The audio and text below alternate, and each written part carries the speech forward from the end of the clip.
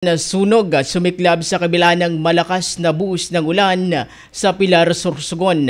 Para sa detalyeng balita na sa linya, Mega Patrol number 24, Alvin Luzano. Bicol Network News Report!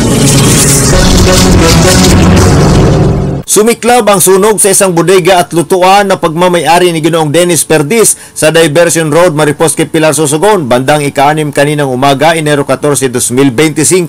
Ayon sa investigasyon, ang sanhi ng sunog ay tumagas na gas mula sa hose ng stove na butas, dulot naman ng pagkakangat-ngat ng daga. Nang buksan ng stove, sumingaw ang gas at nagdulot ng sunog. Dumang po sa burner kang gasol, siguro kinagat na kang kino so hose. Pag sindi niya, tuloy ka man lang tapos light materials man sa ginamit ng video sa pagpatugdo kay niyo. Kamarolos mga 150 ano ka. Salamat magare kami sa Bureau of Fire na madali sa aksyon at tinaw ni nagigisang muya.